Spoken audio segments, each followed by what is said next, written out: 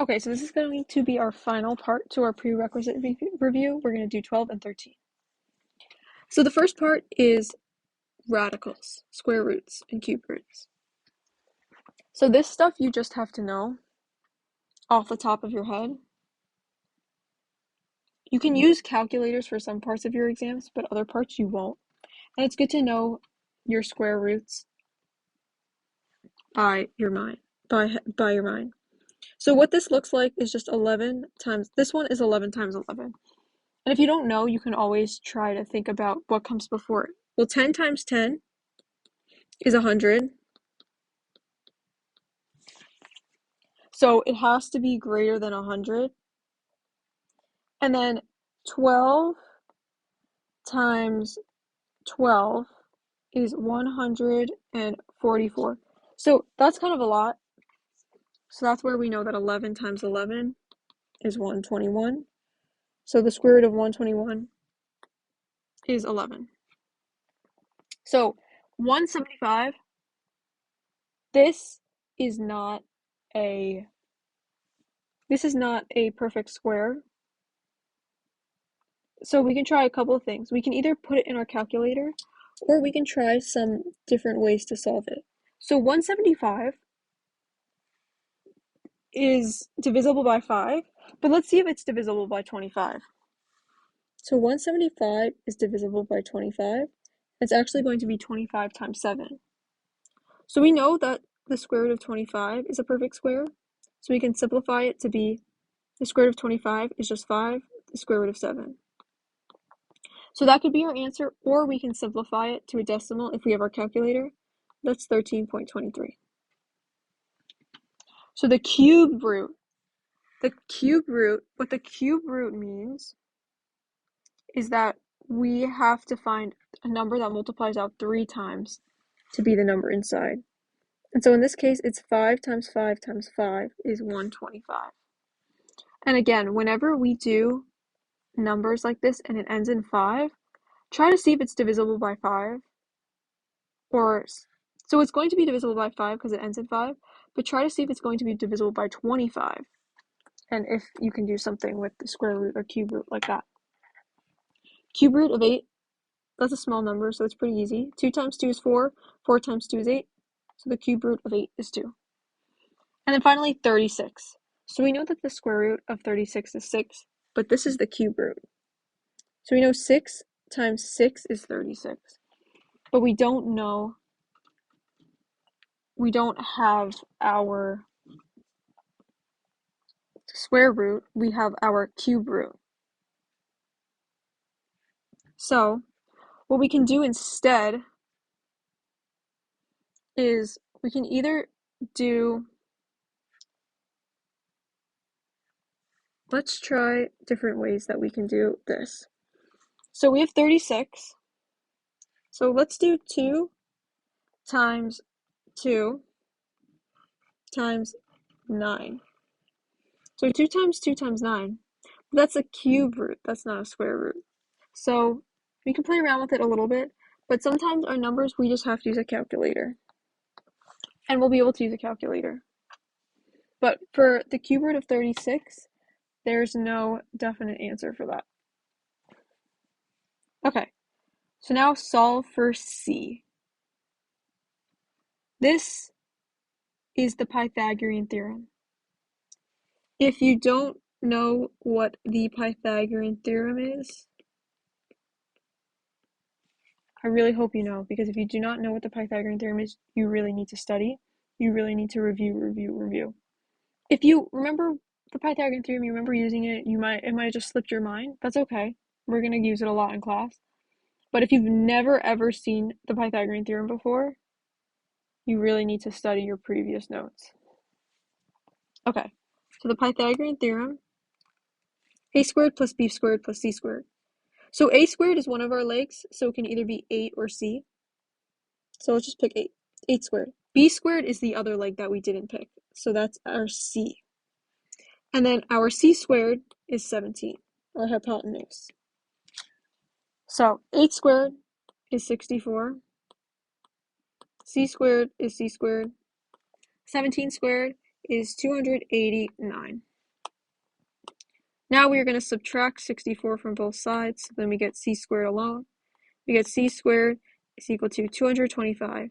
And just like we did above with the cubed root, so the cube root is 225, or sorry, the cube root of 125 was 5, so it's different than above.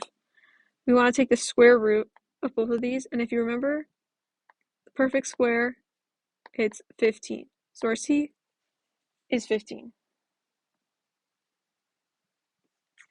Okay, so let's move on to 3. Simplify each of the following expressions. Rationalize the denominators as needed. So if you remember what rationalizing the denominators mean, it just means we want to get rid of our fractions, our radicals in the bottom of our fractions. So let's solve 50. The square root of 50, 5 times 5 is 25, 25 times 2 is 50. So let's simplify it. The square root of 25 times the square root of 2 is 5 times the square root of 2. This one is where we're going to have to rationalize. So if you remember what rationalize means, we want to get rid of the square root in the denominator. So we just multiply both sides, the numerator and the denominator, by square root of 5. So then we're left with 3 times the square root of 6 times the square root of 5 over 4 times the square root of 5 times the square root of 5. So when we do square roots, we can multiply what's inside of them. So our 3 times 6 times 5 under the square root, and then 4 times 5 times 5, square root of 5 times the square root of 5, which is 5. So then this becomes 3 square root of 30 all over 5 times 4 is 20. And that's our rationalized denominator. Going over to C, this one might look a little funny because we have a to the 5th and b to the 6th. But what we can do is, what makes up 72? Let's try it out. I like to start with 2's because 2's are easy. 2 times 2 times 2. Then we can't do any more 2's, but we can do 3 times 3, and that equals 75. Or 72, sorry. Then we're left with 1, 2, 3, 4, 5 A's, and then 1, 2, 3, 4, 5, 6 B's. So, when we're doing the square root of something, we can do 2 times 2, so that's going to be 1. 2 times, we don't have anything else for a 2. But then we can go to our 3 times 3. That's 1. And so I'm just pairing up what we can pair up, because then that'll make simplifying our square root easier. Then we have 3 pairs of B's. So now what happens is that 2 times 2 under the square root becomes 2, and then we're left with a 2 in the square root. Then we have 3 times 3 under the square root is just 3. A times A is A. A times A is A again. Then we're left with 1A. Then we have B times B is B. B times B is B. B times B is B. These all simplify out. And then what we're left with is just to rearrange some stuff. Let's rearrange our 2 times our 3 times our A times our A times our B, 2, 3 times our square root times our square root. Then we're left with 2 times 3 is 6. We're left with 2 A's. We're left with B times B times B. And then we're left with the square root of 2A. So this is our answer. And so if you're kind of confused on what I did here, think of the square root of 4. The square root of 4 really is just 2 times 2. And so what that happens is, since we have a pair of 2 of the same number, we just get left with this outside of the radical sign. So that's all I really did there. Let's go on to D. So 3 square root of 5 plus 6 square root of 20. So can we simplify? We can't simplify 3 square root of 5, but let's try to simplify 6 square root of 20. So the square root of 20 is 2 times 2, which is 4, times 5. This simplifies to 6 times 2, square root of 5, or 6 times 2, which is 12, square root of 5. And so now that we have the same base, we have 3 square root of 5 plus 12 square root of 5. So we can add the numbers in front of the square root of 5 together and keep the square root of 5. So then we get 15 square root of 5. If you're confused on how I did this, let's set the square root of 5 equal to x. And then if we have 3 times x plus 12 times x, we get 3x plus 12x is 15x. And then all we have to do is set our x back to the square root of 5. So it's the same answer. It's the same thing. We have the same variable, but in this case, it's actually a number. Okay, E. E is it's a lot. It's a lot of numbers, big numbers, but it's not as scary as you think. So, 200. 245. And these are all, so we have two individual square root signs here. What we can do is just make it under one big one. So we can combine them, and then we have 200x to the 17, y to the 6, all over 45x to the 15, y to the 9. And so another side as to why we can do that is let's think of x squared over y squared. We can take out our exponents and we can write it as x over y squared. Because remember, if we have x over y squared, we can distribute our exponents to each of our fractions, x squared over y squared.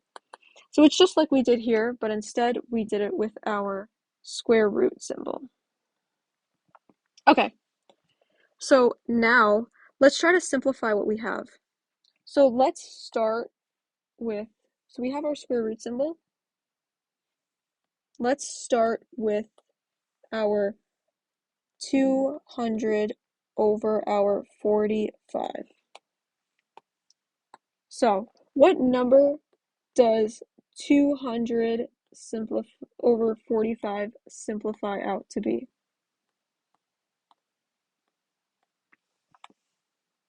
200 over 45 simplifies out to be 40 over 9. Okay, so now let's do x to the 17 over x to the 15. Remember our rule, 17, we combine our exponents, so we get x to the 17 minus 15. And then we can do the same thing for our y. We have y to the 6 minus 9. This becomes the square root of 40 over 9. And then our x to the 17 minus 15 becomes x squared. And then our y to the 6 minus 9 becomes y to the negative 3, or in the denominator, y cubed. Okay, so let's simplify our fraction now.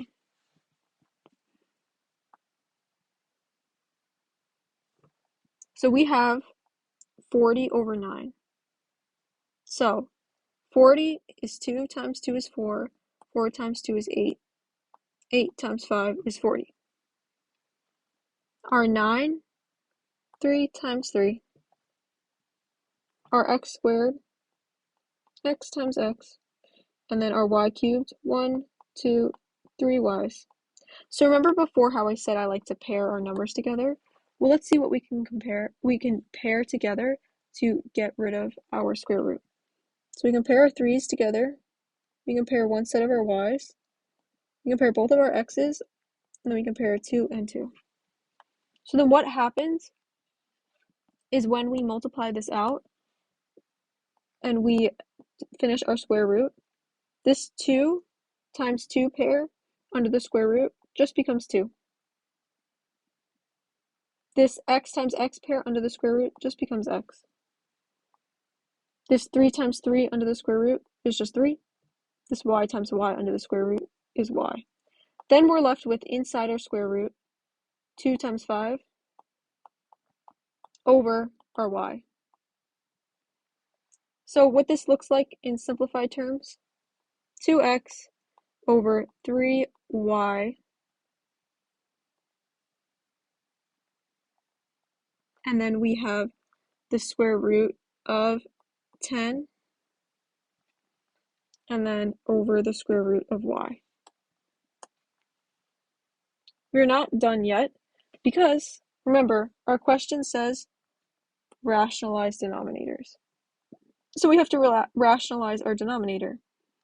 So the way we can rationalize our denominator is just we multiply the numerator and the denominator by our square root symbol, our radical. So then we get 2x square root 10y times 3y, and then we have a square root of y times a square root of y. This just becomes y. But then since we have the 3y here, 3y times y becomes 3y squared. So our answer is 2x times the square root of 10y over 3y squared. That's our answer. And that's it. So now we're going to go on to our last prerequisite, 13. So what we're doing for 13 is called complex numbers. We are just going to simplify them. So remember, I is equal to the square root of -1. I is an imaginary number because we can't do the square root of -1. If you put that in your calculator, and you can try that, is we get an error because we cannot have the square root of a negative number. So we represent the square root of -1 as I. So all we're doing here for the first one is we're just adding. We're adding 3 plus 7i, and then since nothing's happening here, we can drop the parentheses, and we're left with 4 minus 9i. So let's combine. 3 plus 4 is 7. 7i minus 9i becomes 2i. So 7 minus 2i is our answer. For 2, the same thing. 3 plus 7i. Nothing's happening, nothing's being multiplied, so we can drop our parentheses. What we need to do is distribute this negative sign. So -4, and then we have to distribute this negative to our positive 9i. And if you forget to do that, what I like to do is when we have a negative sign, I like to pretend it's a -1 in front, and we have to distribute the -1 to each of these numbers. So just try to remember to do that so you get the correct answer. 3 minus 4, -1. 7i plus 9i becomes 16i. So the answer is -1 plus 16i. Okay. 3. Now we're multiplying. Now we're doing FOIL. So let's do FOIL. First, 3 times 4. Outer plus 3 times -9i. Inner plus 7i times 4. Last plus 7i times -9i. Okay. 3 times 4 is 12. Plus 3 times -9i. So 9 times 3 is 27, times I is I.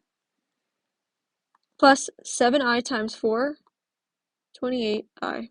And the last one's a bit tricky because we have a negative, so negative. 9 times 7 is 63, but then we have I times I. So I times I is I squared. And if you don't know what I squared is, let's just do it quickly. Remember, I is equal to -1. So if we have I squared, we're going to take the square root of -1 is -1. So if we are going to simplify this, our I squared becomes -1. So when we simplify it, we have 12 minus 27i plus 28i times -63 times -1, or positive 63. So what this simplifies to is 12 plus 63 becomes 75, and -27i plus 28i is just plus I. So that's our answer. Okay, so the last one over here, 10 minus 2i over 3 plus 4i. So try to take a second and try to think of what we can do to simplify this. If you don't know, try to think of how we rationalized our denominators, and we wanted to get rid of the square root symbol in the denominator, so we multiplied by it to get it in the numerator. So what we can do here is we can multiply the denominator and multiply it for the numerator. But what we have to do, which is a little different, is instead of copying the plus sign, we're going to do the opposite sign, the negative sign. And you'll see why. It's going to cancel out some of our numbers. We're just going to cancel out some of our numbers in the denominator, and you'll see why.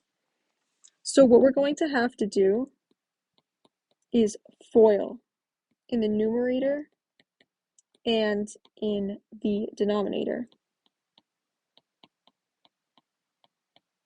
So let's start with the numerator. Let's do FOIL for the numerator. So first is 10 times 3. The outer is 10 times -4i. The inner is -2i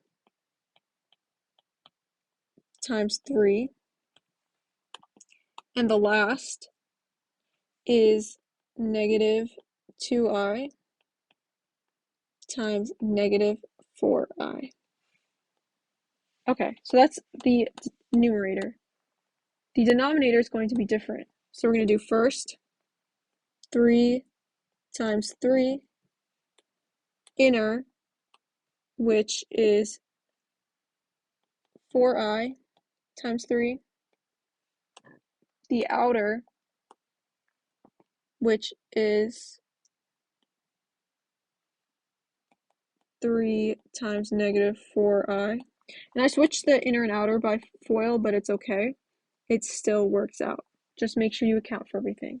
And the last part is 4i times -4i. Okay, so now a lot happened. So let's simplify the numerator first. So 10 times 3 is 30. 10 times -4 is -40, and we're multiplying it by I, so times I. Plus, -2 times 3 is -6 times I.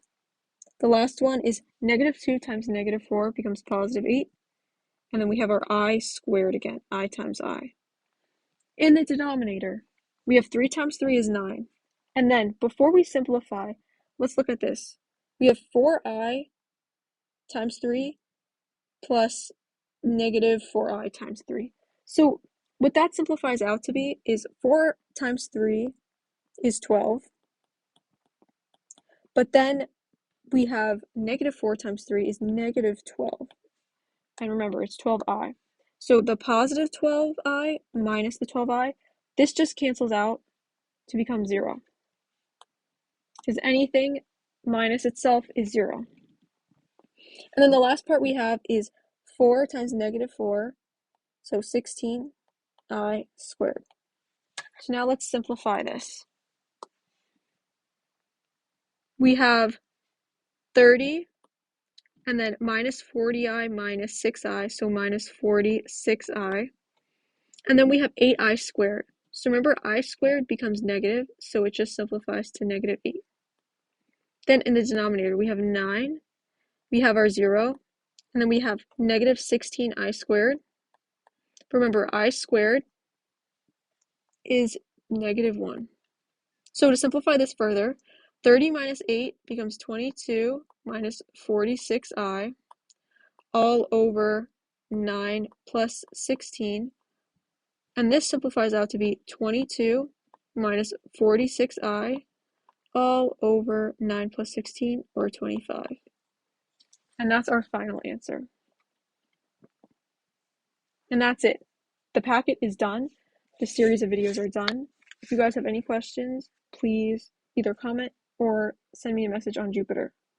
I hope that this was at least a little bit helpful. And again, if you guys have any questions, please reach out.